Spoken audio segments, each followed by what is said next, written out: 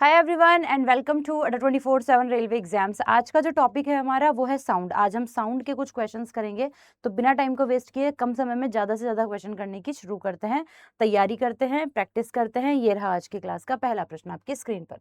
आप लोगों से अच्छा, ये सारे क्वेश्चन एग्जाम में आए हुए क्वेश्चन है, तो ये भी हमको ध्यान रखना है। तो जल्दी से स्टार्ट करते हैं। रिक्त स्थान में सबसे उपयुक्त विकल्प चुनना है हमको कि ध्वनि की पिच जो है वो बेसिकली किस पे डिपेंड करती है। तो सभी को ध्यान रखना है कि ध्वनि की पिच जो है वो इसकी फ्रिक्वेंसी पे डिपेंड करती है। पिच ज़्यादा है तो फ्रीक्वेंसी जो है वो ज़्यादा होगी, पिच कम है तो फ्रीक्वेंसी भी कम होगी। फिर आपसे कहा जा रहा है कि ध्वनि किस माध्यम से नहीं गुजर सकती। ध्वनि कभी भी वैक्यूम से नहीं गुजर सकती है, क्योंकि निर्वात है, यानी कि सॉलिड, लिक्विड और गैस नहीं है, तो ध्वनि कभी भी जो है वो ट्रेवल कर ही नहीं पाएगी। फिर आपसे बोला जा रहा है कि ध्वनि जो है वो किस प्रकार की तरंगे होती है। We all know very well, ध्वनि एक प्रकार की, देखो मैकेनिकल और लॉन्गिट्यूडनल दोनों दे दी, तो फिर हमें प्रायोरिटी वाइज मैकेनिकल करनी पड़ेगी, यांत्रिक तरंगे करनी पड़ेंगी, क्योंकि हाँ यह लॉन्गिट्यूडनल, यह मैकेनिकल लॉन्गिट्यूडनल वेव है, इस तरह से।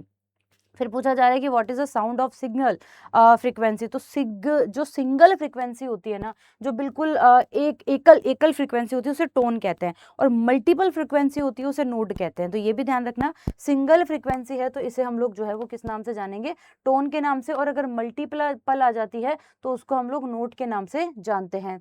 अगला प्रश्न आप लोगों से कहा जा रहा है कि मानव मस्तिष्क में लगभग कितनी देर बाद आप लोगों को ध्वनि सुनाई देती है। तो आप सभी को ध्यान रखना है 0.1 सेकंड बाद में जो है वो हमें ध्वनि सुनाई देती है। फिर हमसे कहा जा रहा है कि यदि दिए गए वेग पर किसी ध्वनि तरंग की आवृत्ति बढ़ा दी जाए, फ्रीक्वेंसी बढ़ा दी जाए, तो दैर्ध्य पे क्या प्रभाव पड़ेगा। फ्रीक्वेंसी यानी कि लैम्डा और जो फ्रीक्वेंसी होती है वो एक दूसरे के इनडायरेक्टली प्रोपोर्शनल होती है। तो अगर फ्रीक्वेंसी बढ़ी है तो लैम्डा जो है वो बेसिकली क्या हो जाएगा, कम हो जाएगा। ठीक है। अगला प्रश्न आप लोगों से कहा जा रहा है कि कौन सा कथन सही है कि ध्वनि कंपन द्वारा उत्पन्न होती है। बिल्कुल सही बात है। ध्वनि संचरण के लिए माध्यम की आवश्यकता होती है, ये भी सही दिख रहा है हमको। कौन सा कथन सही है, ध्वनि कंपन द्वारा उत्पन्न होती है, सही है। ध्वनि प्रकाश, मेरे ख्याल से यहाँ पे बोला जा रहा है कहीं सही नहीं है, और नहीं है तो आप ये कह रहे हो ध्वनि प्रकाश दोनों संचरण के लिए, ये गलत है। फिर आप कह रहे हो कि ध्वनि की चाल प्रकाश की चाल से कम होती है, ये तो सही है। तो हाँ, गलत पूछा है आप लोगों से, तो सी यहाँ पर जो है वो करेक्ट आंसर आ जाएगा। फिर आप लोगों से बोला जा रहा है कि 1 हर्ट्ज बराबर होता है। 1 हर्ट्ज किसके बराबर होता है, 1 कंपन के बराबर होता है, 10 कंपन के बराबर होता है, 60 कंपन के बराबर होता है, या फिर आपका 600 कंपन के बराबर होता है। तो डेफिनेटली ध्यान रखना है 60 कंपन के बराबर जो है वो आपका 1 हर्ट्ज होता है। इस चीज को भी आप लोगों को बेसिकली अच्छे से ध्यान रखना है। फिर बोला जा रहा है ध्वनि की प्रबलता। ध्वनि की प्रबलता यानी कि लाउडनेस, और लाउडनेस जो है वो एम्पलीट्यूड पे डिपेंड करता है, यानी कि इसके तरंग दैर्ध्य पर डिपेंड करता है। फ्रीक्वेंसी तो पिच पे डिपेंड करती है, और ये जो है वो एम्पलीट्यूड पे डिपेंड करता है, यानी कि आयाम पे जो है वो निर्भर करता है।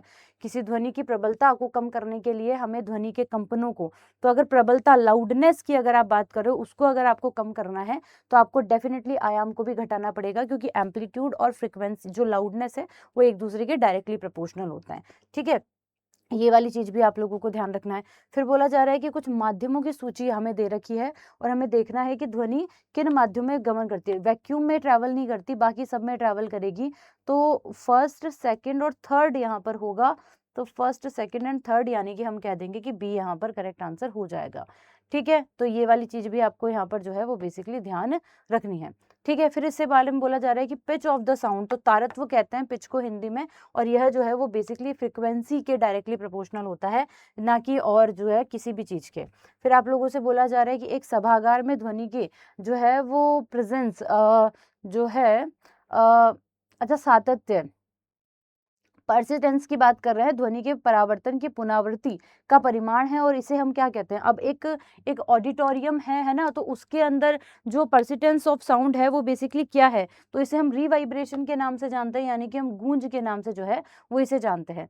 फिर कहा जा रहा है कि उस पुनरावर्ती परावर्तन को क्या कहते हैं जिसमें ध्वनि की निरंतरता का आभास होता है, बार बार अगर हमें ध्वनि सुनाई दे रही है, तो इसे हम इको के नाम से जो है वो बेसिकली जानते हैं। और फिर बोला जा रहा है कि पराश्रव्य तरंगों के माध्यम से कौन सा गलत है। पराश्रव्य यानी कि आप लोगों से पूछा अल्ट्रासोनिक, तो ये हाई फ्रिक्वेंसी की होती है, ये बाधाओं के बावजूद जो है वो ध्वनि निर्धारित मार्गों पर यात्रा करती है। या फिर आप लोगों से पूछा जा रहा है कि इसका उपयोग प्रतिचरण कार्य या फिर चिकित्सा में किया जाता है। या फिर पराश्रव्य जो है वो गलत पूछा है ना, दूर स्थानों से वापस परावर्तित नहीं होती। मतलब ये तो कोई लॉजिक नहीं हुआ कि भाई ये दूर स्थानों से जो है वो परावर्तित नहीं होगी। ठीक है, तो डेफिनेटली हम कह सकते हैं कि बी यहाँ पर करेक्ट आंसर हो गया। अब अगले प्रश्न का आंसर जो है वो आप लोग मुझे मुझे कमेंट सेक्शन में बताएंगे कि क्या रहेगा। अब ऐसे इंपॉर्टेंट क्वेश्चंस जो कि आप लोगों से एग्जाम में पूछे गए, मैं ज़रूर इसका पार्ट 2 भी लेकर आऊँगी, तो आप लोग मुझे कमेंट सेक्शन में मैसेज करना कि क्या आप इसका पार्ट 2 चाहते हैं। थैंक यू सो मच, और हाँ, चैनल को सब्सक्राइब ज़रूर कर लेना।